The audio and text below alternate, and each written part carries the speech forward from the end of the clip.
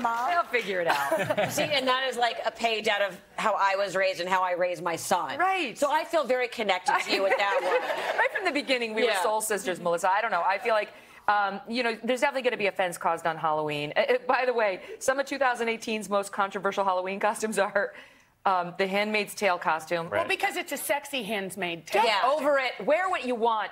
You can't dress as Anne Frank, which apparently my team was asking, who chooses Anne Frank as their Halloween And by the way, costume? I want to know what that looks like. I know. Like, that's very... You got the diary, I guess.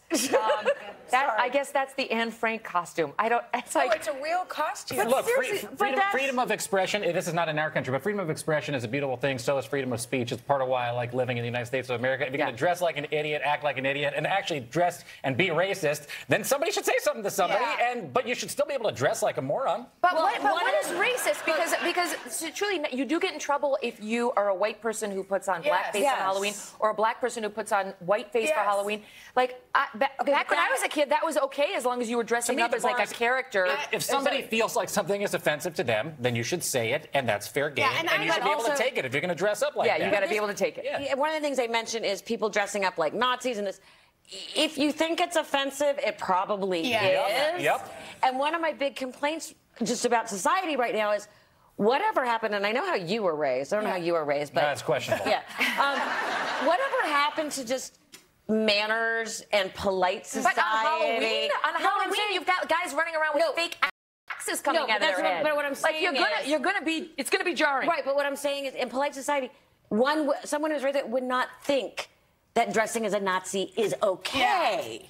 I don't need the PC. Or painting somebody. I mean, I think that there are limits to how far you want to go. Because you're making people feel bad. But I'm saying normal people kind of know where that line is. Yes, right. I mean, I have a son that dressed as a fireman with an axe and then insisted on carrying the axe around for like a week. But there was controversy on the Real Housewives. There was a controversy on the Real Housewives of New York with Luann, as she dressed as Diana Ross.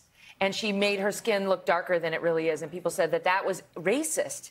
And I don't know, I thought, like, who doesn't love Diana Ross? She wants to look like Diana Ross for one day. I don't know how, like, that got racist on Halloween. It's not like she's walking around I have not seen it, but it sounds a little racist to me. Me too. And by the way, I haven't seen the other, but if she really wanted to look like Diana Ross, she should have dressed as Michael Jackson. Because they... I don't know. I can't keep up with the number of people that... just come on, we're already in the deep end. Literally. Of the pool. I can't keep up with the number of people that we're offending just by being, like, normal people these days.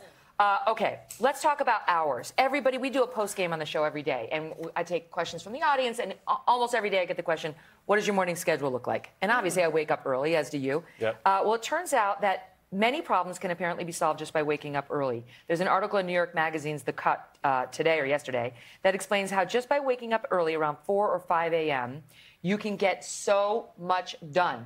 Even if you don't have a 9 a.m. show.